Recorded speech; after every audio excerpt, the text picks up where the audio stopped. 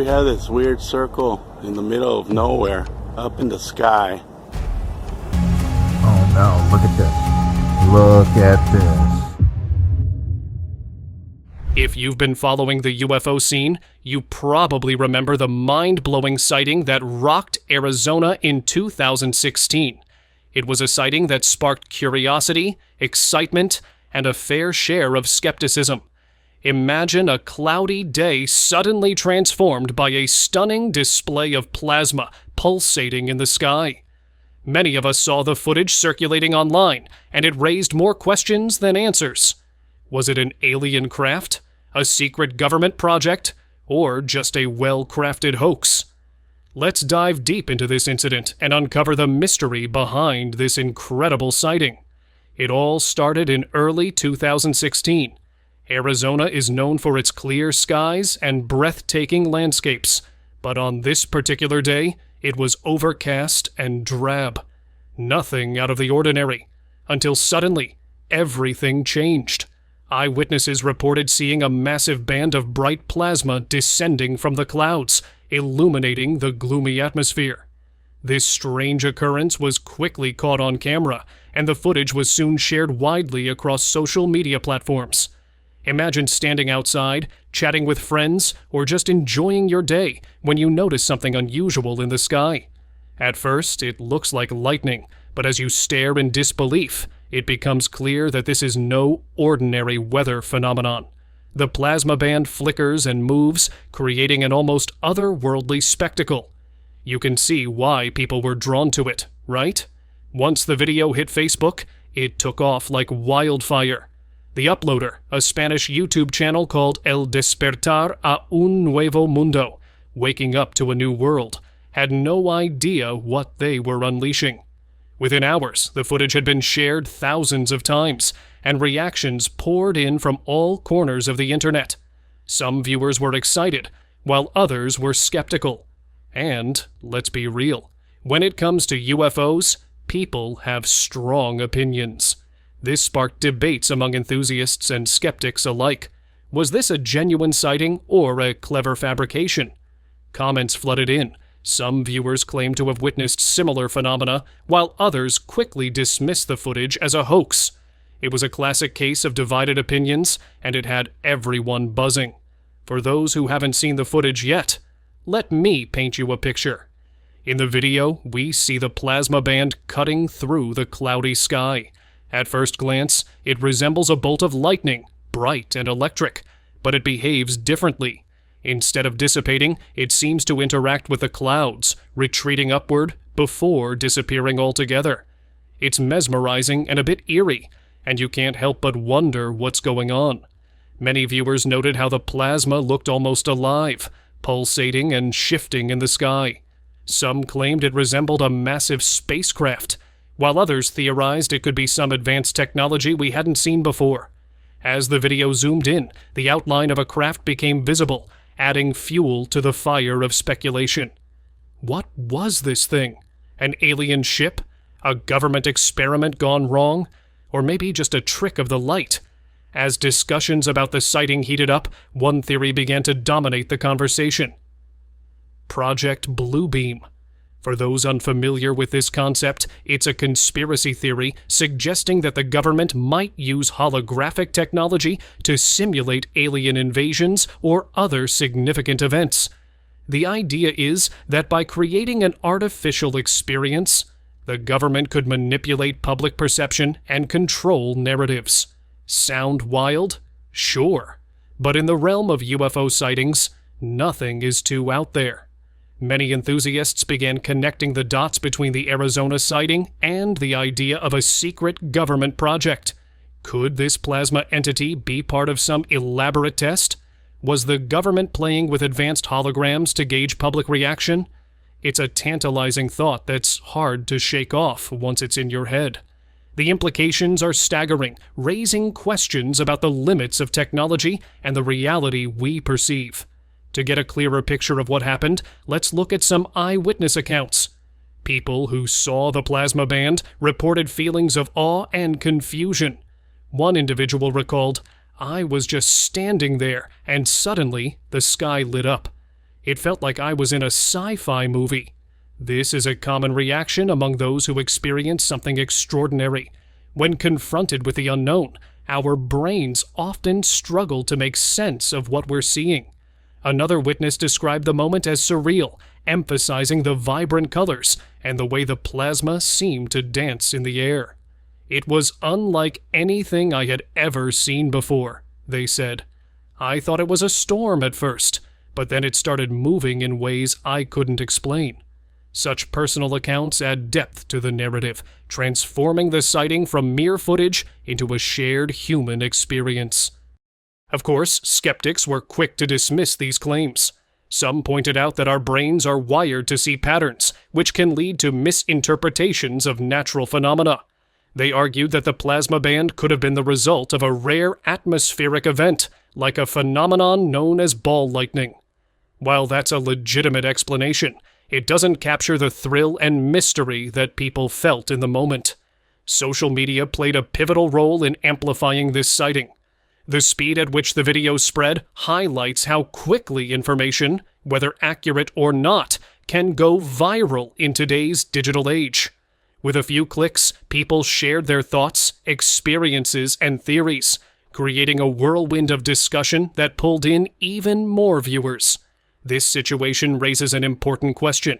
How responsible are we for the content we share?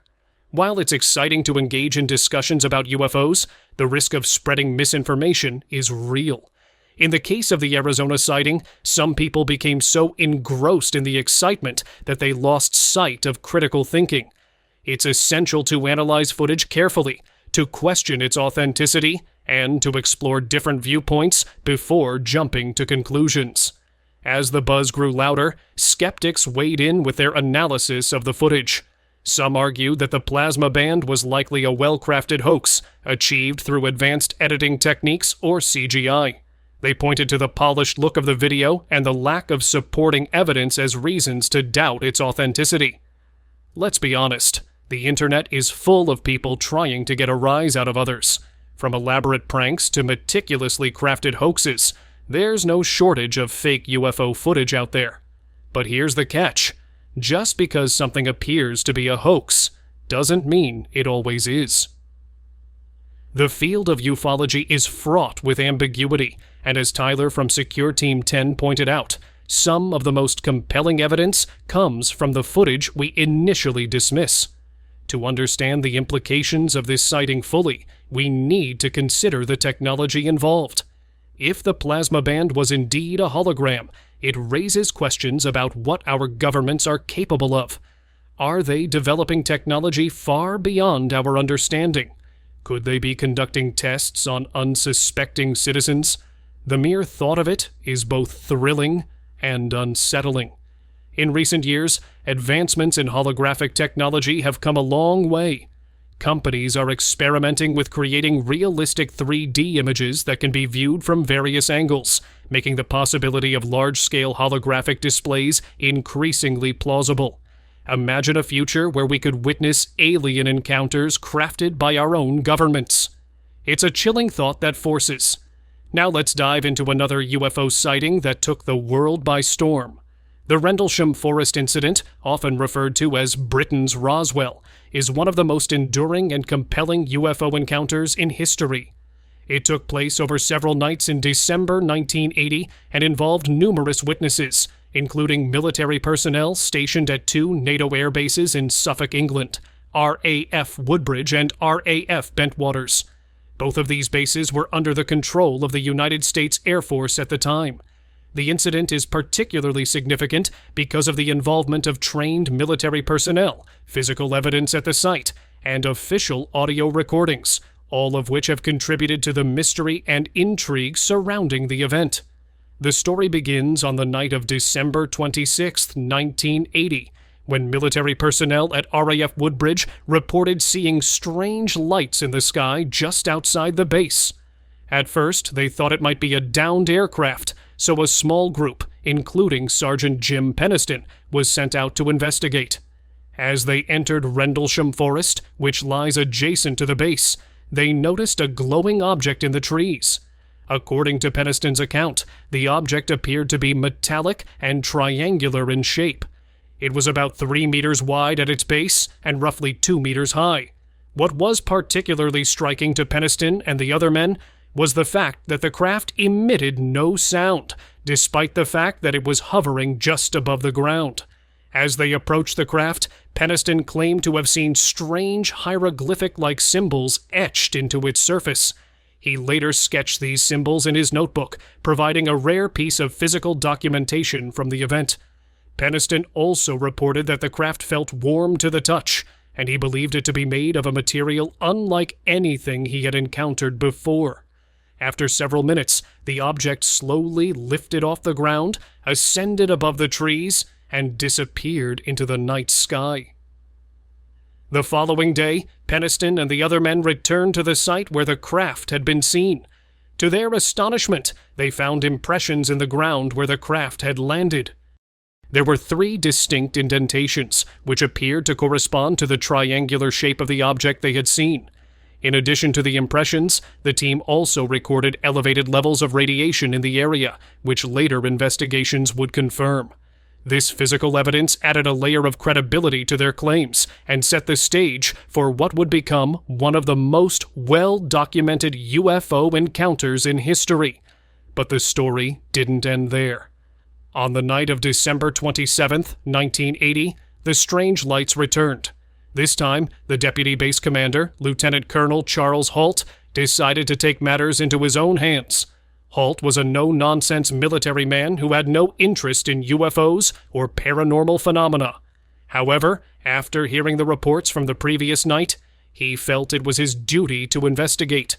Armed with a tape recorder and accompanied by several other servicemen, Halt ventured into the forest to see the lights for himself. As they made their way through the trees, Halt and his team witnessed the lights moving through the sky, darting in and out of view. At one point, they described seeing a bright red light, which appeared to pulsate and hover just above the ground. In his famous audio recording, which has since been released to the public, Halt can be heard describing the movements of the lights in real time. "There it is again. It's coming this way," Halt says, his voice betraying a mixture of awe and disbelief. The lights seem to move with intelligence, changing direction abruptly, and at times splitting into multiple smaller lights before rejoining. Halt's recording also captures his observations of a beam of light that seemed to shoot down from one of the objects, illuminating the ground below.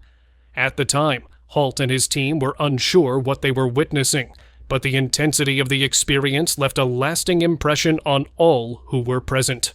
As the night wore on, the lights eventually faded, and the team returned to the base, unsure of what to make of the strange phenomena they had witnessed. In the days that followed, rumors of the sighting spread throughout the base and beyond. Despite the military's best efforts to keep the incident quiet, word eventually leaked to the public, and the Rendlesham Forest incident quickly became a topic of widespread speculation. Over the years, numerous theories have been put forward to explain what happened in the forest that December. Some skeptics have suggested that the lights were nothing more than a misidentified lighthouse, which is located near the coast and would have been visible from the forest. Others have speculated that the men may have seen bright stars or planets, which, under certain atmospheric conditions, can appear to move erratically in the sky. However, these explanations fail to account for the physical evidence that was found at the site, including the landing impressions and the elevated radiation levels. They also do little to explain the detailed and consistent testimony of the military personnel who witnessed the event. Both Peniston and Halt have maintained their stories for decades, with Peniston even claiming to have received telepathic messages from the craft when he touched it. While this claim has been met with skepticism, it adds another layer of mystery to an already perplexing case. In the years since the Rendlesham Forest incident, there have been several official investigations into the event, including by the British Ministry of Defence. However, these investigations have failed to provide a definitive explanation for what occurred. The Ministry of Defense ultimately concluded that the incident posed no threat to national security and chose not to pursue the matter further. This has led some to believe that the government may be covering up the true nature of the event, although no concrete evidence has been provided to support this claim. What makes the Rendlesham Forest incident particularly compelling is the fact that it took place on a military base, involving highly trained personnel who were familiar with aircraft and other aerial phenomena. These were not civilians with a passing interest in UFOs. They were professionals who had been trained to observe and report on unusual activity. Their detailed accounts, combined with the physical evidence and the audio recording made by Halt, make it difficult to dismiss the event as a simple case of misidentification or hoax. Over the years, the incident has attracted the attention of numerous UFO researchers, many of whom have attempted to unravel the mystery of what happened in Rendlesham Forest. Some have speculated that the craft may have been of extraterrestrial origin, while others have suggested that it could have been a secret military experiment or some form of advanced technology that remains classified to this day. Whatever the explanation, the Rendlesham Forest incident continues to captivate the imaginations of those who study UFO phenomena, and it remains one of the most well-documented and credible cases in the history of ufology. In recent years, both Peniston and Halt have come forward with additional information about the incident. Peniston, in particular, has become more vocal about his belief that the craft he encountered was not of this world. He has described receiving a download of binary code when he touched the craft, which he later wrote down in a series of notebooks. According to Peniston, when this binary code was decoded, it revealed a message that included coordinates for ancient sites around the world, as well as a cryptic reference to exploration of humanity. Halt, for his part, has remained somewhat more reserved in his public statements, but he has consistently maintained that what he and his men witnessed in Rendlesham Forest was something beyond ordinary explanation. He has also expressed frustration with the way the incident was handled by both the U.S. and British governments, suggesting that key evidence may have been overlooked or suppressed. Despite these new revelations, the Rendlesham Forest incident remains unresolved. There are still many unanswered questions about what happened during those nights in December 1980, and no definitive explanation has been provided. For some, this lack of resolution only adds to the allure of the case. It is a mystery that continues to intrigue, drawing in new generations of UFO enthusiasts and researchers who hope to one day uncover the truth. So the Rendlesham Forest incident stands as one of the most compelling and mysterious UFO sightings in history. The involvement of military personnel, the presence of physical evidence, and the official audio recordings all contribute to the enduring fascination with the case. While skeptics continue to offer explanations for the events that took place, none have been able to fully account for the strange phenomena witnessed by Peniston, Halt, and the other servicemen.